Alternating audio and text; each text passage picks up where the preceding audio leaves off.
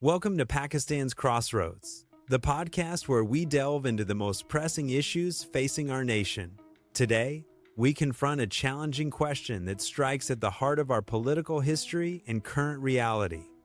Who made Pakistan worse, General Zia-ul-Haq or General Asim Munir? Joining us for this crucial debate are two prominent political figures, each with a unique perspective rooted in their family's legacy and their own political journeys. We have with us Mr. Bilawal Bhutto Zardari, chairman of the Pakistan People's Party, and Ms. Maryam Nawaz Sharif, chief organizer of the Pakistan Muslim League Nawaz.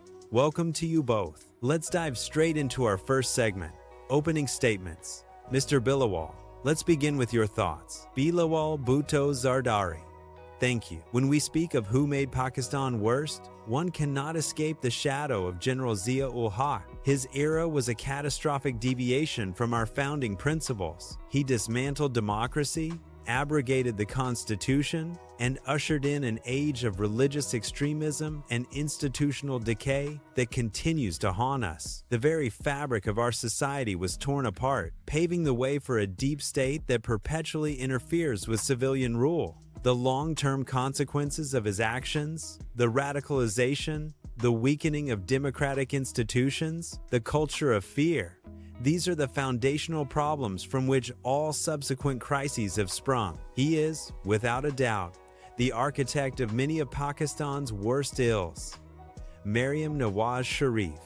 Thank you. While I agree with Bilawal that General Zia-ul-Haq inflicted immeasurable damage, introducing a dark chapter of authoritarianism and extremism, we must not ignore the present. The recent period, under the leadership and policies that General Asim Munir represents, has arguably pushed Pakistan to an even more perilous brink. We've witnessed an unprecedented economic collapse, a level of political engineering and suppression that has stifled dissent, and a complete erosion of fundamental rights. The damage inflicted now is immediate, profound, and impacting every single citizen's daily life. While Zia laid the groundwork, the current climate of fear, censorship, and economic despair is arguably more suffocating and dangerous for our modern, interconnected nation. Bilawal Bhutto Zardari.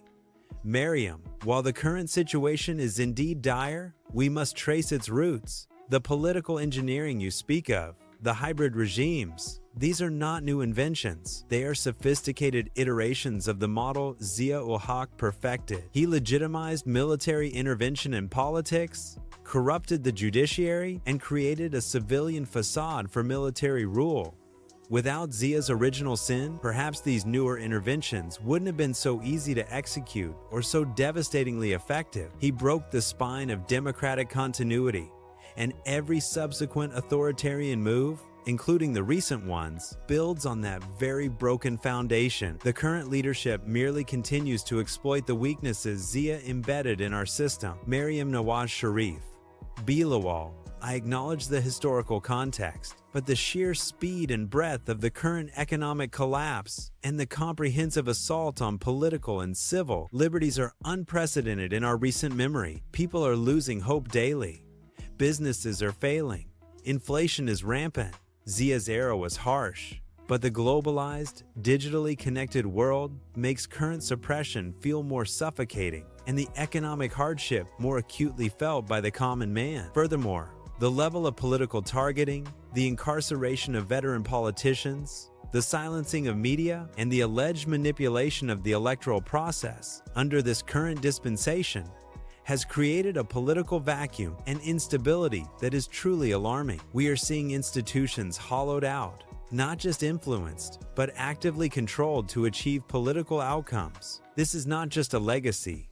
This is an active, ongoing destruction. Bilawal Bhutto Zardari.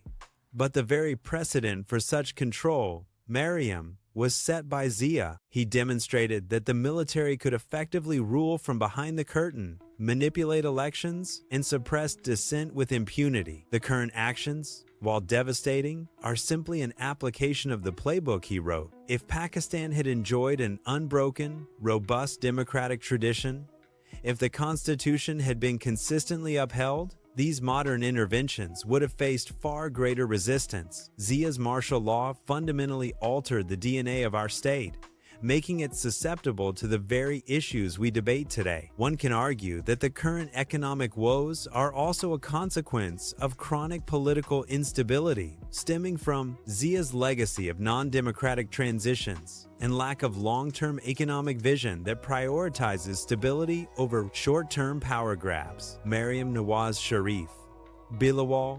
While Zia did indeed establish a dangerous precedent, the present crisis is unique in its contemporary manifestation. The scale of the economic mismanagement, leading to record inflation and poverty, coupled with the systematic dismantling of democratic norms and suppression of dissent, is arguably far more dangerous now than ever before. We see a complete disregard for the mandate of the people, an attempt to sideline genuine political leadership, and an environment where basic freedoms are curtailed with alarming ease. The current era represents a complete abandonment of the democratic process, pushing our nation to the brink of irreparable damage, threatening not just our political future, but our very societal cohesion. The people's trust in the system has eroded to a level not seen even during Zia's time, because now it's presented under a veneer of democracy, making it even more insidious. And that brings us to the close of our debate on who made Pakistan worst,